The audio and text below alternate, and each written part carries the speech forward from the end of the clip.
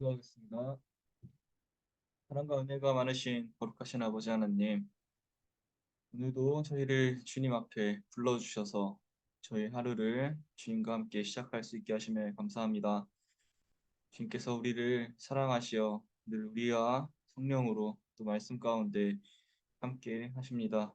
주님, 함께 하시는 그 주님을 저희가 발견하고 느낄 수 있도록 주님 이 시간 저희와 함께 하심을 저희가 알 수 있도록 말씀 가운데 응답하여 주시고 또 저희 기도 가운데 응답하여 주시옵소서.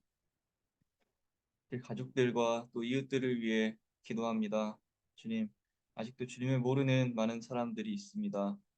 그분들이 주님께 나아와서 하나님의 크신 사랑을 깨닫고 주님께 진정으로 예배드릴 수 있도록 주님께서 함께하여 주시옵시고 주님께서 저희에게 능력을 더하여 주셔서 저희 이웃들에게 또 가족들에게 하나님의 사랑을 전할 수 있도록 함께하여 주시옵소서.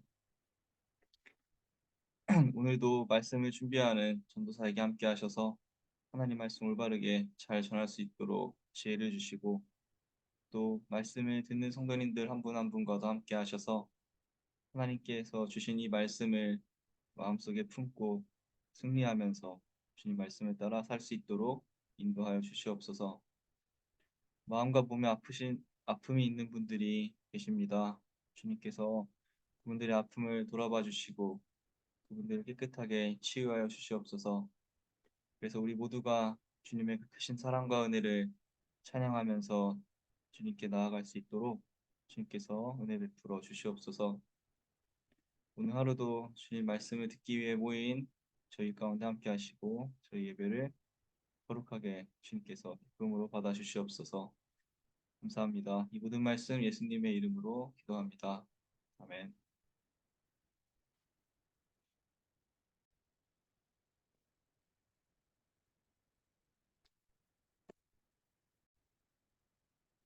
오늘 말씀은 사도행전 22장 6절부터 23절까지 말씀입니다. 제가 읽을 때 여러분들도 마음속으로 읽어주시면 감사하겠습니다. 가다가 정오 때쯤에 다마스쿠스 가까이에 이르렀는데 갑자기 하늘로부터 큰 빛이 나를 둘러 비추었습니다. 나는 땅바닥에 엎어졌는데 사울아 사울아 내가 어찌하여 나를 핍박하느냐 하는 소리가 들려왔습니다. 그래서 내가 주님 누구십니까? 하고 물었더니 그는 나에게 대답하시기를 나는 네가 핍박하는 나사렛 예수이다 하셨습니다. 나와 함께 있는 사람들은 그 빛은 보았으나 내게 말씀하시는 분의 음성은 듣지 못하였습니다. 그때 내가 주님 어떻게 하라 하십니까? 하고 말하였더니 주님께서 내게 말씀하셨습니다. 일어나서 다마스쿠스로 가거라. 거기에는 네가 해야 할 모든 일을 누가 말해줄 것이다. 나는 그 빛의 광채 때문에 눈이 멀어서 함께 가던 사람들의 손에 이끌려 다마스쿠스로 갔습니다. 거기에 아나니아라는 사람이 있었습니다. 그는 율법을 따라 사는 경건한 사람으로 거기에 사는 모든 유대 사람에게 칭찬을 받는 사람이었습니다. 그가 나를 찾아와 곁에 서서 형제 사울이여 눈을 뜨시오 하고 나에게 말하였습니다. 그 순간에 나는 시력을 회복하여 그를 쳐다보았습니다. 그때 아나니아가 내게 말하였습니다. 우리 조상의 하나님께서 당신을 택하셔서 자기의 뜻을 알게 하시고 그 이로우신 분을 보게 하시고 그분의 입에서 나오는 음성을 듣게 하셨습니다. 당신은 그분을 위하여 모든 사람에게 당신이 보고 들은 것을 증언하는 증인이 될 것입니다. 그러니 이제 망설일 까닭이 어디 있습니까? 일어나 주님의 이름을 불러서 세례를 받고 당신의 죄 씻음을 받으시오. 그 뒤에 내가 예루살렘으로 돌아와서 성전에서 기도하는 가운데 황홀경에 빠져 주님이 내게 말씀하시는 것을 보았습니다. 그는 말씀하시기를 서둘러서 예루살렘을 떠나라. 예루살렘 사람들이 나에 관한 네 증언을 받아들이지 않을 것이기 때문이다 하셨습니다. 그래서 내가 말하였습니다. 주님, 내가 주님을 믿는 사람들을 가는 곳마다 회당에서 잡아가두고 때리고 하던 사실을 사람들이 잘 알고 있습니다. 그리고 주님의 증언자인 스데반이 피를 흘리고 죽임을 당할 때 나도 곁에 서서 그 일에 찬동하면서 그를 죽이는 사람들의 옷을 지키고 있었습니다.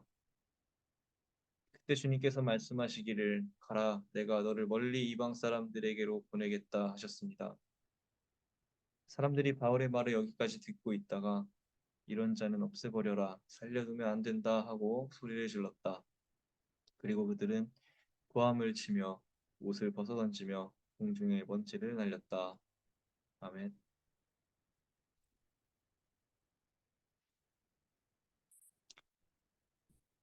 수업 시간에 학생들이 모이면 자기소개를 할 시간을 자주 갖습니다. 그런데 자기소개를 하는데 한국에서는 한 번도 묻지도 않았고 관심도 없었던 것을 꼭 자기소개 때 밝혀야 하는 것이 있었습니다. 프로나운이라고 불리는 그 자신의 성별입니다. 자신이 남자로 불리기 원하는지 혹은 여자로 불리기 원하는지 혹은 남자도 여자도 아닌 존재로 불리기 원하는지를 묻는 것이었습니다. 미국이 다양한 인종이 모이고 또 개방적인 사고를 가진 사람들이 많아서 그런가 보다 하고 신기하게 느껴졌습니다. 더욱이 자신의 성별을 정의할 수 없다는 선택지가 있다는 것도 참 놀라웠습니다. 가만히 생각해 보니 미국은 다양한 인종의 사람들과 특색 있는 문화를 가진 사람들이 모이다 보니 각 사람의 정체성을 존중하는 문화적인 어떤 풍토가 생겨난 것은 아닌가 하는 생각이 듭니다.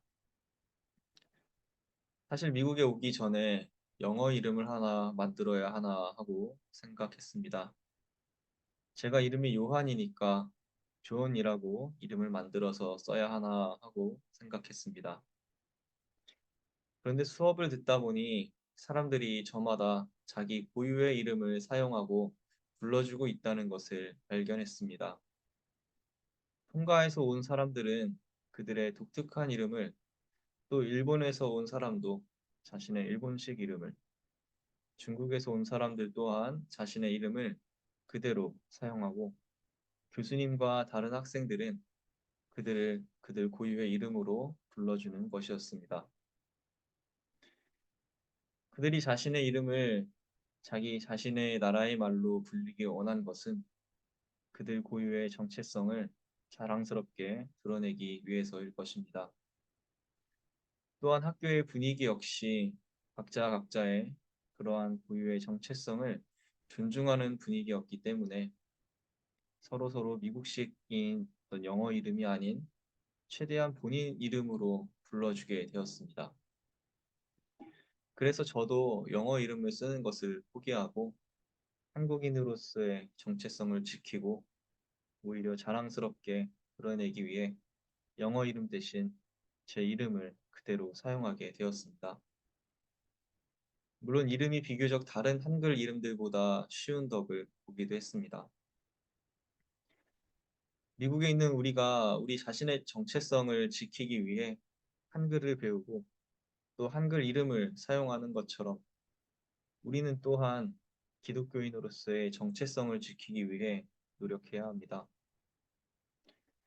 우리가 그리스도인으로서의 정체성을 지키며 사는 것이 하나님의 영광을 세상에 드러내는 길이기 때문입니다. 오늘 묵상하실 사도행전 22장에서 사도 바울은 자신을 공격하는 수많은 유대인들 앞에서 기독교인으로서의 자신의 정체성을 분명하게 밝히고 있습니다.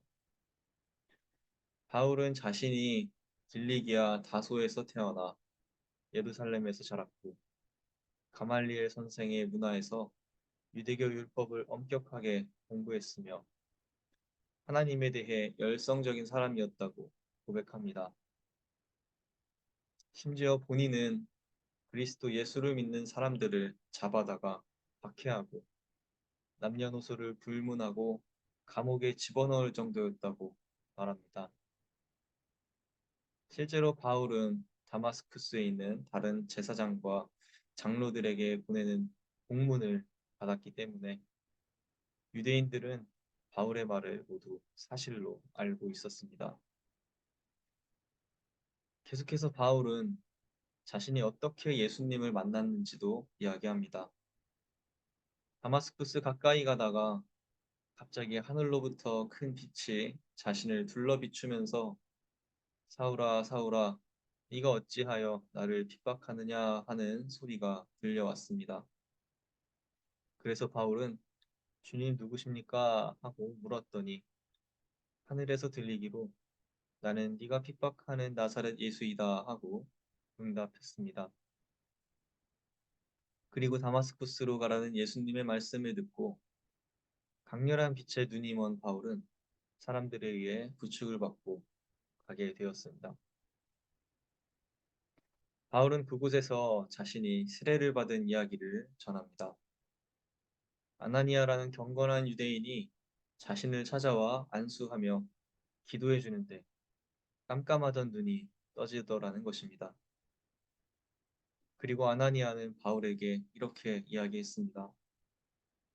우리 조상의 하나님께서 당신을 택하셔서 자신의 뜻을 알게 하시고 그 의로우신 분을 보게 하시고 그분의 입에서 나오는 음성을 듣게 하셨습니다. 당신은 그분을 위하여 모든 사람에게 당신이 보고 들은 것을 증언하는 증인이 될 것입니다. 그러니 이제 망설일 까닭이 어디 있습니까?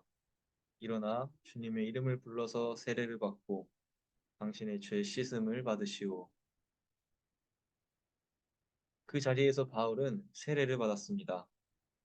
그리고 바울은 혼자 기도하면서 하나님께 소명을 받았습니다. 하나님께서 바울에게 내가 너를 멀리 이방 사람들에게로 보내겠다 하고 응답하신 것입니다. 바울이 유대인들에게 전한 이 이야기는 일종의 신앙 고백입니다. 바울은 자신이 처음에 어떤 사람이었고 이후에 어떻게 처음 예수를 만나고 어떻게 그분을 영접하게 되었는지를 분명하게 밝히고 있습니다. 모두가 자신을 노려보며 내가 하는 말에 집중하고 있습니다. 그들의 신경을 거스르는 그들과 반대되는 말을 하면 당장이라도 자신을 죽이려고 하는 순간입니다. 그 순간에 우리는 어떤 말을 할 수 있겠습니까? 누군가는 자신의 생각을 저버리고 살기 위해 그들의 비위를 맞출 수도 있었을 것입니다. 하지만 바울은 그러지 않았습니다. 바울은 자신의 신앙을 담대하게 고백하면서 그리스도인으로서의 자신의 정체성을 분명히 밝혔습니다. 어제 연합감리교회 목회자 지원자들과 함께 안수위원회 사람들이 주최하는 미팅에 참여했습니다. 앞으로 연합감리교회 목회자 지원하는 과정에 있어서 팁과 도움을 주는 자리였습니다. 그곳에서 가장 중요하게 강조한 내용은 자신의 신앙 고백과 목회적 소명을 분명히 밝히라는 것이었습니다. 내가 어떻게 예수님을 만났고 어떻게 신앙을 가지게 되었고 어떻게 목회자의 길을 가기로 결정했는지를 분명히 알고 있으라는 것입니다. 그렇습니다. 목회자의 길을 가는 것은 자신이 하나님께 받은 분명한 소명이 없이는 갈 수 없는 길입니다. 위기 가운데 흔들리고 포기하게 될 것입니다. 신앙생활도 마찬가지입니다. 자신이 어떻게 예수님을 만나고 영접하게 됐는지 분명히 알 수 없다면 그것은 그리스도인으로서의 정체성을 잃어버린 채 신앙생활을 해나가는 것과 다름이 없습니다. 하지만 우리가 그리스도인으로서의 정체성을 분명히 마음에 새기며 살아갈 때 우리에게는 믿음이 시험받는 순간이 찾아올 것입니다. 세상에 핍박 또한 있을 것입니다. 바울이 자신의 신앙을 고백했을 때 수많은 유대인들은 고함을 치며 옷을 벗어던지며 먼지를 날리며 바울을 향해 크게 분노했습니다. 예수님께서도 우리가 예수 그리스도의 이름 때문에 고난을 당할 것이라고 말씀했습니다. 하지만 또한 동시에 이렇게도 말씀하셨습니다. 너희가 나 때문에 모욕을 당하고 박해를 받고 터무니없는 말로 온갖 비난을 받으면 복이 있다. 우리가 믿음을 시험받는 자리에서 끝까지 하나님의 이름을 지킬 때 주님은 우리에게 복이 있다고 말씀하셨습니다. 바울은 자신의 신앙을 지켰고 그로 인해 사람들에게 맞아 죽을 위기를 겪게 되었습니다. 바울을 잡아두었던 로마의 천부장은 바울을 채찍질해서 신문하려고 했습니다.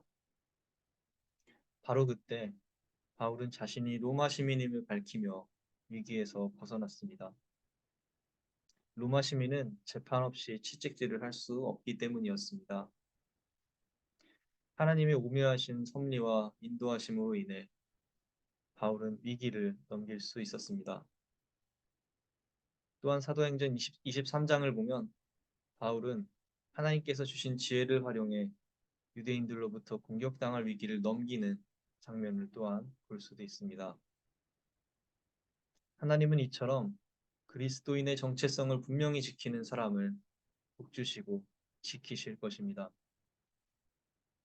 사랑하는 성도 여러분, 끝까지 그리스도인의 정체성을 지키는 사람들이 되시기를 소망합니다.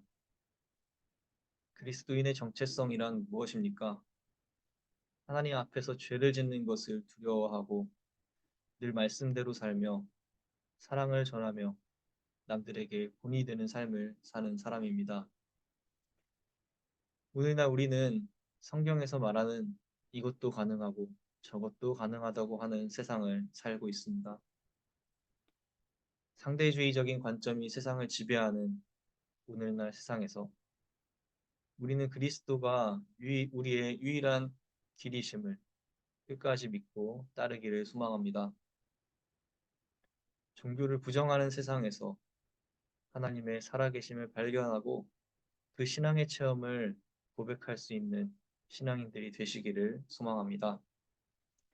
하나님께서 우리와 늘 함께 하시고 복 주시며 지켜주실 것입니다.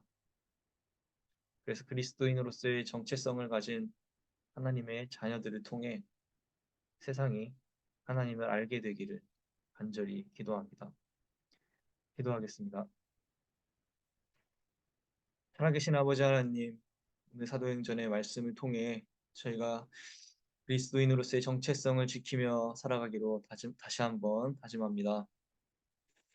수많은 유대인들 앞에서 자신을 죽이려는 그 유대인들 앞에서 죽음의 위기 가운데에서 바울은 담대하게 자신의 신앙을 고백했습니다. 자신이 죽을 위기의 순간에 처한 그것보다도 바울은 자신이 예수 그리스도를 만났던 그 사실을 더욱더 소중하게 생각했기 때문입니다. 주님, 저희 또한 그 예수님을 만났던 그 순간을 다시 한번 기억하게 하시고 그리스도인으로서의 정체성을 저희가 지키며 살아갈 수 있도록 저희와 늘 함께하여 주시옵소서. 저희가 세상에 나아갈 때에 주님 말씀을 따르며 주님 앞에서 거룩한 삶을 보여주며 많은 사람들이 우리의 모습을 통해서 살아계신 하나님의 모습을 발견하는 그런 복된 삶을 저희가 살아갈 수 있도록 저희와 함께하여 주시옵소서. 이것도 괜찮고 저것도 괜찮고 모든 것이 다 가하다는 이러한 상대주의적인 세상 가운데에서 저희가 하나님의 자녀로서 주님 말씀만을 따르기 원합니다. 주님, 저희가 그렇게 할 수 있도록 저희에게 날마다 더욱 큰 믿음을 허락하여 주시옵소서. 그리고 그럴 때 세상이 비난하고 세상이 저희를 욕하고 세상이 저희를 저주하여도 주님, 그것이 예수님께서 말씀하신 대로 저에게 복이 되게 하여 주시옵소서. 그래서 많은 사람들이 그 예수님의 말씀을 따라 사는 것이 진정한 행복이며 진정한 축복임을 저희를 통하여 깨닫게 하여 주시옵소서. 감사합니다. 오늘 하루도 이 말씀을 가지고 세상으로 나아가는 성도님들 한 분 한 분과 함께 하시고 승리하는 하루 보낼 수 있도록 인도하여 주시옵소서. 감사합니다. 이 모든 말씀 예수님의 이름으로 기도합니다. 네.